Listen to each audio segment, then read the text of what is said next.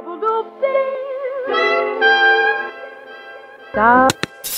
shining bright above you. Night breezes seem to whisper, I love you. Birds singing in sycamore tree. Dream a little dream of me. Say nighty night and kiss me. Hold me tight and tell me miss me. While I'm alone and blue as can be. Dream a little dream of me.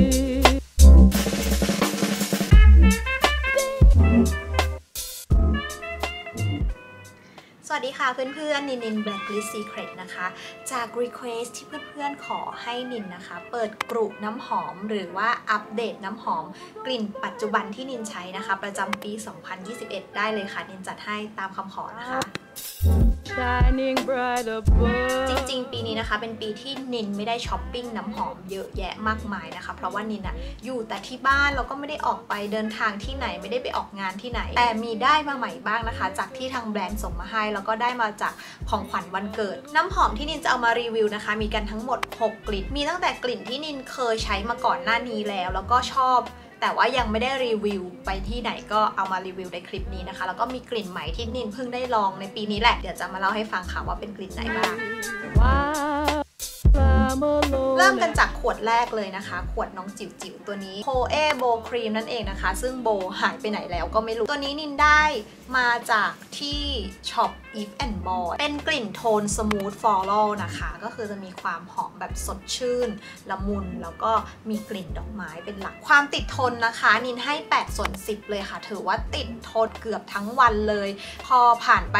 8-10 ชั่วโมงแล้วอะค่ะก็คือยังมีกลิ่นติดตัวอ่อนๆอยู่ไม่ออกหวานจนเกินไปหรือไม่ออก Floral จนเกินไปนะคะจะอยู่กลางๆค่อนข้างละมุนฉีดง่ายสามารถฉีดได้ทุกวันถ้าเวลาดมกลิ่นนี้นินก็จะนึกถึงทะเลชายหาดใส่บิกินี่สีเหลืองสดใสหรืออะไรประมาณนั้นนะคะหรือไม่ก็ใส่เดรสพลิ้วๆอยู่ท่ามกลางสวนดอกไม้ช่วงซัมเมอร์เป็นฟิลนั้นเลยหอมสดชื่นสดใสเป็นกลิ่นที่เบาๆสบายๆชิลๆนะคะต่อให้ฉีดเยอะอัดแค่ไหนก็ไม่ปวดหัวค่ะตัวต่อไปนะคะเป็นขวดจิ๋วๆอีกเช่นเคย Victoria Secret First Love ตอนไปดมที่เคาน์เตอร์แล้วรู้สึกชอบแต่ไม่แน่ใจว่ามันจะเข้ากับกลิ่นตัวของเราหรือเปล่าเวลาเลือกน้ำหอมเนี่ยเพื่อนๆอย่าดมจากแค่ในกระดาษอย่างเดียวต้องลองฉีดลงบนผิวด้วยเพราะว่าบางน้ำหอมเนี่ยอาจจะกลิ่นหอมจากเทสเตอร์หรือหอมจากขวดแต่พอฉีดลงบนผิวผสมกับฟีโรโมนของเรากลิ่นเหงื่อของเราอะไรเงี้ยกลิ่นอาจจะไม่เข้ากันก็ได้นะคะตัวนี้นินก็เลยไม่แน่ใจว่ากลิ่นมันจะเข้ากับตัวนินหรือเปล่านินก็เลยซื้อเป็นขวดเล็กมาก่อนพอเอามาใช้แล้วก็รู้สึกชอบเพราะมันเป็นกลิ่นแนวฟลอรัลอีกเช่นเคยนะคะนินจะชอบกลิ่นน้ำหอมแนวฟลอรัลตัวนี้นะคะพอดมกลิ่นครั้งแรกจะรู้สึกถึงความเขียวแบบธรรมชาติใบไม้อะไรประมาณนั้นนะคะแล้วก็จะตามด้วยกลิ่นหอมละมุนของดอกไม้แล้วก็ปิดท้ายด้วยกลิ่นมาสก์สะอาดละมุนถือว่าเป็นอีกกลิ่นที่แบบว่าทาได้ในทุกวันนะคะไม่รุนแรงจนเกินไปความติดทนนินให้แค่5/10ผ่านไประหว่างวันก็กลิ่นหายไปแล้วอาจจะเป็นเพราะว่ากลิ่นเขาเนี่ยค่อนข้างเบามากๆตอนทาครั้งแรกก็จะได้กลิ่นแค่อ่อนๆนะคะถ้าไม่เดินเข้ามาดมจริงๆไม่ถึงกับแบบฟุ้งกระจายทั่วห้องอะค่ะเพราะฉะนั้นมันก็เลยกลิ่นมันเบามากพอผ่านไประหว่างวันก็แทบจะไม่ได้กลิ่นแล้วนะคะแต่ก็ถือว่าไม่แย่ค่ะเป็นน้ำหอมที่แบบราคาไม่แรงมากแล้วก็กลิ่นน่ารักสามารถใช้ได้ในทุกวันนะคะกลิ่นนี้นี่รู้สึกถึงผู้หญิงใส่เสื้อเชิ้ตสีขาวสะอาดอยู่ท่ามกลางป่าไม้ใบหญ้าภูเขาอะไรประมาณนั้นนะกลิ่นแนวนั้นเลยนะคะหอมเขียวๆบอกไม่ถูกรู้สึกได้ถึงธรรมชาติประมาณนั้นนะกลิ่นต่อไปนะคะ Old Fresh Calvin Klein Eternity for Women ค่ะกลิ่นหอมอ่อนๆละมุนฉีดไม่ยากค่ะสามารถฉีดได้ทุกวันต่อให้อัดมากแค่ไหนก็ไม่ปวดหัวไม่เวียนหัวนะคะกลิ่นแรกที่จะได้กลิ่นเลยอะค่ะก็คือกลิ่นของลูกแพรนินจะได้กลิ่นความฉ่ำเหมือนลูกแพรที่เพิ่งแบบหั่นสดๆใหม่ๆฉ่ำๆแบบนั้นเลยอะตามด้วยกลิ่นเปรี้ยวๆนะคะของแบล็คเคอเรนต์แล้วก็เบอร์กามอตแล้วก็ตามด้วยกลิ่นดอกไม้จะมีโรสพีโอนีจัสมินจะเป็นกลิ่นหอมละมุนเบาๆจริงๆส่วนตัวนินนะคะนินไม่ชอบกลิ่นดอกมะลิเลยแต่ว่าอันนี้ เขาใส่มาแทบจะไม่ได้กลิ่นดอกมะลิกลิ่นดอกไม้ทุกอย่างผสมปนกันแล้วออกมาเป็นความละมุนแล้วก็จะปิดด้วยกลิ่นอุ่นๆแป้งๆมีความไม้เบาๆนะคะไม่รุนแรงมากที่ติดอยู่บนผิวรู้สึกว่ากลิ่นเนี้ยเป็นกลิ่นดูโตขึ้นมาหน่อยดูเป็นผู้หญิงไม่ได้ดูเด็กไม่ได้ดูสุกสนมากมายคูลแต่ก็มีความอ่อนหวานอยู่ในตัวเป็นฟิลนั้นเลยต่อไปนะคะเป็นน้ำหอมที่นินได้มาเป็นของขวัญวันเกิดค่ะอันนี้จากทาง If and Boy ส่งมาให้นินนะคะนั่นก็คือ My Burberry Brunch ค่ะจริงๆกลิ่นนี้นินได้มีโอกาสดมจากของแม่มดนะคะแม่มดเขาซื้อมาก่อนหน้านี้เป็นขวดเล็กหอม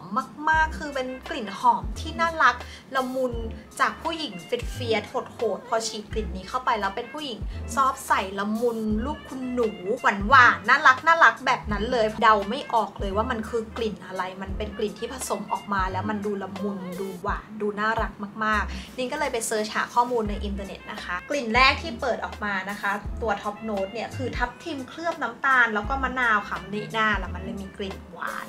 แต่เป็นหวานที่ละมุนน่ารักตัวฮาร์ดโน้ตของเขานะคะคือแอปเปิลสดแล้วก็กลีบกุหลาบกลิ่นฟลอรัลมาเบรกความหวานของกลิ่นทับทิมเคลือบน้ำตาลมันก็เลยดูไม่หวานแหลมจนเกินไปจริงๆตัวนินเนี่ยไม่ได้เป็นคนชอบกลิ่นหวานมากๆเบอร์เบอรี่กลิ่นเนี่ยแต่เป็นกลิ่นที่นินชอบเหมือนฉีดง่ายมากๆคือมันไม่หวานจนปวดหัวค่ะปิดท้ายด้วยกลิ่นมะลิและวิสเทรียนะคะเห็นไหมมีดอกมะลิมาผสมแต่เป็นกลิ่นมะลิที่เราไม่ได้รู้สึกว่าเฮ้ยฉันคือมะลินะมันดูละมุนความติดทนนะคะนินให้10 ส่วน 10เลยคือนินไม่ค่อยได้ฉีดกลิ่นนี้มากแต่นินสามารถบอกความติดทนได้เพราะว่านินได้กลิ่นจากแม่มดเวลาแม่มดเขาฉีดตอนเช้าเนี่ยนินได้กลิ่นตัวเขาจนถึงตอนเย็นเลยหอมมากจริงๆเป็นหอมที่น่ารักและละมุนนินเชียร์มากๆกลิ่นเนี้ยต่อไปนะคะ Vdo Rose of No Man's Land ตัวนี้นะคะเป็นของขวัญวันเกิดจากน้องวาเลนไทน์เจ้าแม่น้ำหอมตัวจริงนะคะก่อนที่น้องจะซื้อน้ำหอมให้นินน้องไปวิเคราะห์นินก่อนว่านินชอบกลิ่นประมาณไหนไปเปิดดูคลิปเก่าๆเปิดกลุ่มน้ำหอมอะไรของนินและน้องก็วิเคราะห์มาว่านินเหมาะกับกลิ่นนี้นะคะเพราะนินเนี่ยเป็นคนที่ชอบกลิ่นกุหลาบมากๆซึ่งการที่เราจะหากลิ่นกุหลาบถูกใจนั้นก็ค่อนข้างยากเหมือนกันนะคะมันมีกุหลาบหลายแบบมากเลยซึ่งวาเลนไทน์วิเคราะห์นินออกมาเป็นกลิ่นนี้แล้วนินก็ชอบมากเป็นกลิ่นกุหลาบที่เราไม่เคยได้กลิ่นมาก่อนแต่ถือว่าเป็นตัวเรามากๆเช่นกันค่ะชื่อกลิ่นนี้นะคะเขาได้แรงบันดาลใจมาจากทหารในยุคสงครามโลกครั้งที่1ที่ถูกดูแลแล้วก็รักษาโดยพยาบาลคนหนึ่งถ้าตีความหมายออกมานะคะก็คือหมายถึงผู้หญิงคนหนึ่งที่มีเมตตาเป็นคนดีช่วยเหลือเพื่อนมนุษย์โดยไม่หวังผลตอบแทนย่อออกมาง่ายๆก็คือกลิ่นของผู้หญิงคนดีนั่นเองเวลาฉีดแล้วก็รู้สึกเป็นคนดีอย่างนั้นเลยค่ะตัวนี้จะเป็นกลิ่นกุหลาบที่นินไม่เคยได้กลิ่นที่ไหนมาก่อนเลยจะเป็นกุหลาบที่แบบหอมเย็นๆหอมสะอาดหอมแบบคนดีรู้สึกแบบอยากอยู่ใกล้ฉีดแล้วดูเป็นมิตรตัวท็อปโน้ตเนี่ยก็จะเป็น Pink Pepper กับ Turkish Rose Petal นะคะเป็นกลิ่นแบบพริกไทยสีชมพูผสมกับกลีบดอกกุหลาบตุรกีแล้วก็ปิดท้ายด้วยกลิ่น Amber กับ Papyrus นะคะจะได้กลิ่นฟุ้งตอนฉีดครั้งแรกนะคะแต่พอผ่านไประหว่างวันก็จะเป็นกลิ่นที่ติดผิวนี่แนะนำให้ฉีดที่ผมกับเสื้อผ้าด้วยนะคะก็จะช่วยให้กลิ่นติดทนมากขึ้นค่ะถือว่าเป็นกลิ่นที่นินชอบมากๆแล้วก็กลิ่นออกแนวยูนิเซ็กซ์นะคะผู้หญิงฉีดได้ผู้ชายฉีดได้ค่ะต่อไปนะคะอันนี้เป็นของขวัญวันเกิดจากน้องผู้ช่วยของนินเองค่ะน้องนิวแล้วก็พี่สาวของน้องนิวนะคะต้องขอบคุณมากๆเลยอันนี้คือกลิ่น Rose Gypsy นะคะจาก Christian Dior น้องรู้ใจนินมากๆว่านินชอบกลิ่นดอกกุหลาบเป็นแนวแบบว่าสดชื่นสบายชิลๆมีความหวานนิดหน่อยเดินไปในสวนกุหลาบแล้วตัดก้านกุหลาบออกมาแล้วมีความกลิ่นเขียวๆของตัวก้านกุหลาบผสมมาด้วยเป็นฟิลแนวนั้นเลยความติดทนนี้ก็ให้ระดับเดียวกับ Vdo ก็คือ8 ส่วน 10นะคะมีความกลิ่นฟุ้งตอนฉีดครั้งแรกนะคะแต่พอผ่านไประหว่างวันแล้วก็จะกลิ่นจางลงเป็นกลิ่นที่แบบว่าถ้าไม่เอาจมูกมาดมใกล้ๆตัวก็แทบจะไม่ได้กลิ่นเลยก็เหมือนเดิมค่ะทริคนินก็จะฉีดใส่ผมแล้วก็เสื้อผ้าด้วยเพื่อเพิ่มความติดทนนะคะBut I don't know anything about perfume. No, just pick one that you like it. That's all. No need to describe. Will it taste all of them? Yeah, taste all of them. And then put them in order what I like. Yeah. So I'm here with my special guest. นินให้นิกนะคะมาช่วยเลือกท็อป3น้ำหอมที่เขาดมแล้วชอบนะคะเป็นกลิ่นที่นินรีวิวไปทั้ง6กลิ่นนั่นแหละนินอยากรู้ว่าตัวเขาชอบกลิ่นไหนมากที่สุดนะคะนินก็จะให้นิกเลือกมา3กลิ่น But don't tell me that you have a favorite or... Actually I cannot pick like one that I like it all Should we start? Eternity for Women. Calvin Klein. How you feel with this one? I would wear that. Even though it's a woman's one. Oh, I think It's nice. It's fresh. the scent is like unisex. Calvin Klein. Keep it. Okay. Next one. I will let you pick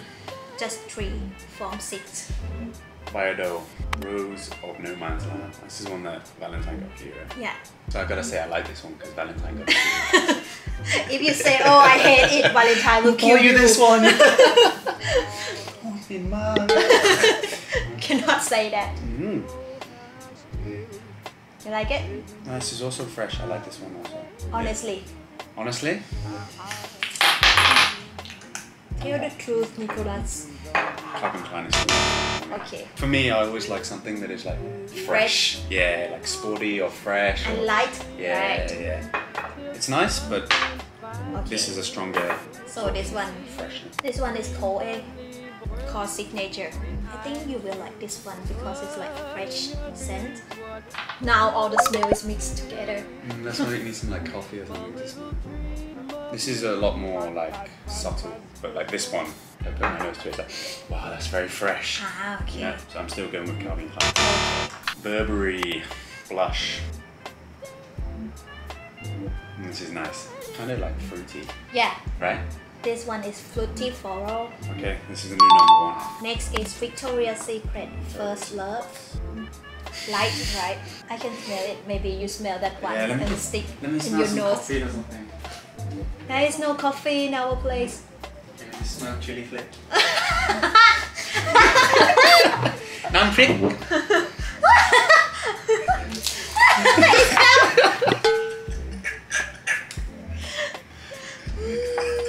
Is help clearing your nose or not? Again, this is like very subtle, but it's a nice scent to it. Okay, I'm gonna put this in for now. I like it. Rose Gypsy, Christian Dior.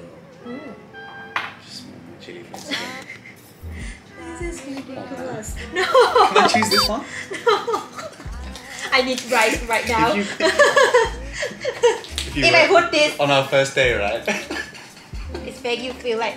this girl will be really yummy. Yucky. Yeah, this is slightly stronger than this one. Yeah, I'm sorry, First Love, but Goodbye, First Love. goodbye. Okay, now we got top 3 that Nikki picked it. This is number 3. This is very fresh. But I like the fragrance from this one. So it's Burberry #1. Burberry number Yeah. 1, this one second, and this one Yeah. is the third one that you like. กลิ่นเนี้ยนินดูหลายคลิปแล้วผู้ชายโหวตกลิ่นนี้มากจริงๆ I have been watching the review of the perfume in the YouTube and many men vote for this one. Oh, really? Yeah. Alright. Yes. แปลกนะผู้ชายจะชอบกลิ่นแบบ fresh but still have like something like sweet. Like yes, I know Sense. nothing about perfume, but I'm just telling you what I smell. Okay, thank you, Nicholas. จบไปแล้วนะคะกับการเปิดกลุ่มน้ำหอมของนินประจำปี 2021 แล้วก็คิดว่าในปีนี้คงไม่ได้ช้อปปิ้งน้ำหอมเพิ่มแล้วค่ะเพราะว่าห้างก็ปิดเคาน์เตอร์ต่างๆทุกอย่างล็อกดาวน์คงไม่ได้มีโอกาสไปเดินช้อปปิ้งให้เสียเงินนะคะเราไม่ได้ไปไหนด้วยแหละอยู่แต่บ้านก็ไม่รู้จะฉีดน้ำหอมไปไหนนะคะก็ฉีดอันที่มีอยู่ในบ้านไปก่อนเนาะถ้าใครอยากดูนินเปิดกลุ่มน้ำหอมอีกคิดว่าจะต้องรอปีหน้าเลยนะคะถึงจะมีโอกาสได้แบบช้อปปิ้งซื้อน้ำหอมเนาะถ้าใครชอบกลิ่นแนวนินนะ floral fruity floral fresh floral อะไรประมาณนี้ลองคอมเมนต์มาบอกนินหน่อยนะคะว่ามีน้ำหอมกลิ่นไหนที่นินควรจะไปตามดมบ้างแล้วก็มีกลิ่นไหนที่นินรีวิวแล้วมีตรงกันในกลุ่มกับเพื่อนๆก็ลองมาแชร์ประสบการณ์หรือว่าเมาส์มอยเพิ่มเติมได้นะคะถ้าเพื่อนๆคนไหนอยากให้นินรีวิวท็อปปิกอะไรเมาส์มอยเรื่องอะไรอีกก็คอมเมนต์มาบอกได้เช่นกันนะคะอย่างที่บอกนินจัดให้ตามรีเควสแน่นอนมาช้าแต่ว่ามาแน่ค่ะฝากติดตามนินกับแม่มดด้วยนะคะทุกช่องทางเลยไม่ว่าจะเป็น Twitter Facebook YouTube และ Instagram นะคะทางเรามีอะไรดีๆมาอัปเดตให้เพื่อนๆดูแน่นอนค่ะสำหรับวันนี้นินไปแล้วนะคะสวัสดีค่ะ